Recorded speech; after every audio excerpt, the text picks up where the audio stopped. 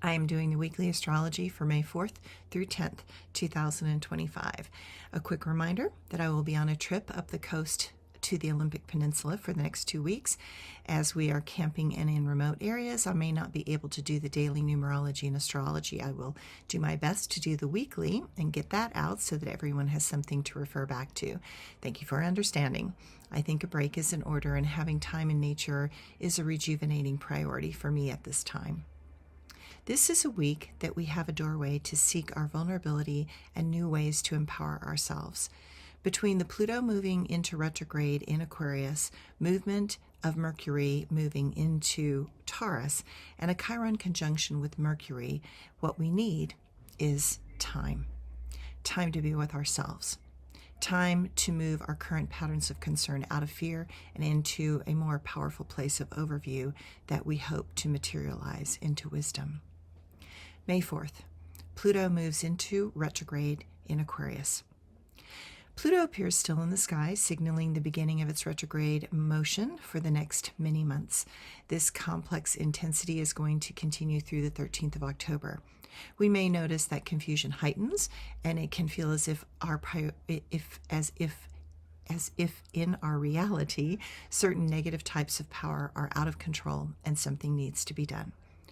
What will become obvious are the self-destructive tendencies of a few are going to continue to put more and more pressure on all of us. Pluto retrograde can be a time when we are asked to address the hardest questions around what used to be our identity and to honestly see what that has now become. Pluto is a planet of fate, karma, and destiny. If you intentionally turned a blind eye to the lessons being presented, karma can come hard and fast. If you are mentally playing a game with the universe, trying to manipulate circumstances to fit your ideals, fate will snip a few of those threads in your life, so you will learn that you are not in charge of the rules of this reality.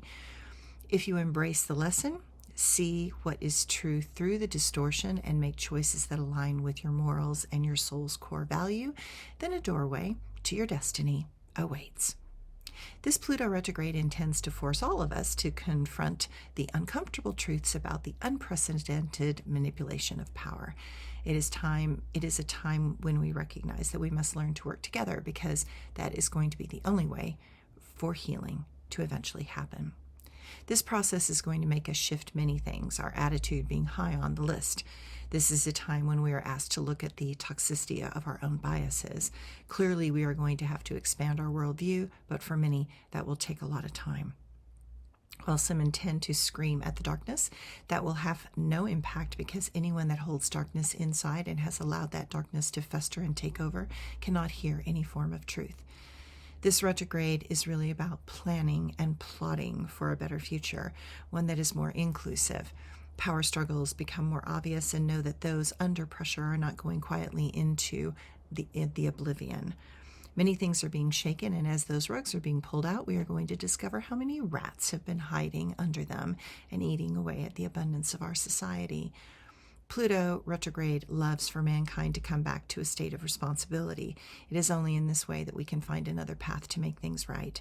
Our leaders have blown up the bridges, and so there is no going back. The only way out of this mess is to take accountability and recognize that when the majority suffers, while only a few win, it massively creates more instability and conflict.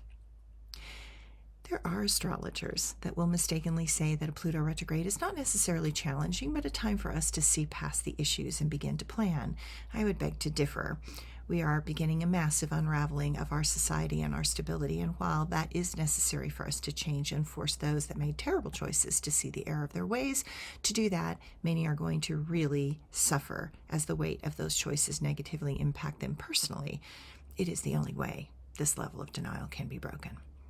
We cannot avoid this process, and we have to deal with what's coming with open eyes and a willingness to deal with each moment as it arises. But make no mistake, it will not be easy or pleasant. Just remember, all of us that are here wanted to be here during this very interesting time. We wanted to be part of building a new and more cohesive world. Perhaps many did not realize that to do such a massive thing, that the destruction of the old world would have to be pervasive and shocking to witness. But often, great things come from learning the hard lessons of such tumultuous times. May 5th. the moon in Virgo. The moon in Leo makes us want to come from a place of what opens love. If our world comes from this place rather than the places of prejudice and fear, our world would be a much better place. So here is our moment to practice, because the moon is in Leo only for a little bit today. Look to what others need in that moment to feel more connected and loved. Then put your own agenda aside and move from that place of compassion instead, because later this afternoon, that same moon will move into Virgo, and it moves us to get those chores done and to figure out ways that will allow for things to be smoother. Mercury and Jupiter seem to support a more kind and resourceful way to move in our world, and we can get a lot done if we see how to move with what is unfolding better. We are trying to move with things in life that, by looking at them with a more overview and perspective. After all, to figure things out, we also need to know how to learn from information being presented. This is a time to make clear and honest choices. It is not a time for grandiose ideas.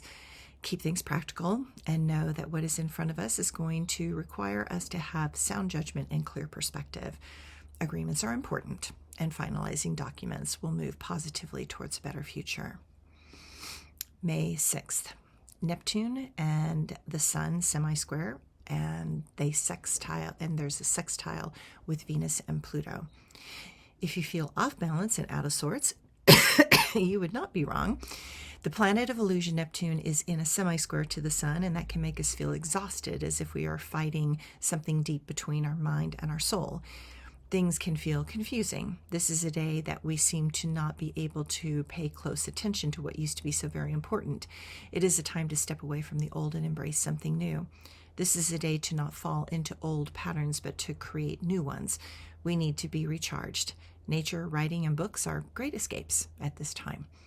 Venus and Pluto will sextile and then align with Mercury and Chiron. Old barriers need to be broken down. Insights come from the glass house we were living in finally shattering. And we see that what is so very wrong at this time is a lack of empathy, compassion, and love for this life and all life. This is a call to turn towards love and turn away from fear, hate, anger, and the need to be right. We crave authentic expression. We want to only deal with those that we trust are on the same path as us. It is time for the expression of our human side, our passionate side, and our physical nature to have the freedom to express themselves. We may see a moment when we are asked to step into a more secure financial place and to put those we love as the priority. All insights gained will come at a cost, and that will require us to learn much more and heal even more. We cannot grow if we are not open. We cannot learn to trust if we do not take risks. Currently, the risks are great, and the potential for a tremendous breakthrough is high. It will just take time. May 7th, Mercury and Chiron will conjunct. Awareness is the prize that requires a great effort and cost. That type of awareness only evolves when we are willing to have a courageous conversation with all parts of ourselves. We see what is clearly broken, and we recognize that we will have to go through this type of pain in order to allow that suffering to break the hold over our ego. Only then will the mind and the heart learn to merge. We find courage when we can acknowledge our vulnerabilities. The medicine for suffering is to have compassion for ourselves. That becomes the balm that will heal us and allow us to embrace our past experiences and let those choices and failures inform our present circumstances. May 8th, the moon moves into Libra. It feels as if there are so many mirrors reflecting back to us that we are feeling unsteady, and as if we are lost in a circus's hall of mirrors. Nothing is as it should be. Everything feels distorted. Those distortions make us question ourselves and feel as if being well informed is something that is an impossibility. Shadows lurk everywhere, and we fear what is around the next twisted crook in this life's path. So much darkness is lurking below the surface, and we feel as if we are swimming in murky, deep waters, and that things from below keep bumping us. Those things are our unconscious patterns that we have avoided and not addressed. With the moon in Libra, we attempt to see the beauty, strength, and authority that is inside us. We are tired of external powers having authority over us. We see the imbalances, and we are recognizing that no one is going to give us our power back willingly. We are going to have to use our entire essence to take our power back. May 10th. Mercury moves into Taurus and the moon goes into Scorpio. Mercury has a message, but how will that message be received? Words help us define our thoughts and explain our feelings so we can make sense out of living in this complicated emotional and mental world we have created. The Taurus energy will ground the minds of so many mercurial thinkers and allow something more stable to evolve. The key is to keep things simple and uncomplicated. We long for a calm environment and a way to be in this world, of this world, and hopefully a salvation for this world. We can become a sacred doorway if embraced properly. Perhaps write down an intention you have for this world and how you might fit into that pattern. Know that your loving presence is required, and by embracing that as your focus, you will find a healing for all this anxiety and fear. What once was will no longer be. What we believed in has been destroyed by those living in darkness. What is left when all that used to be so solid and secure is no more? This is a week to begin to explore those options and align with something much deeper within.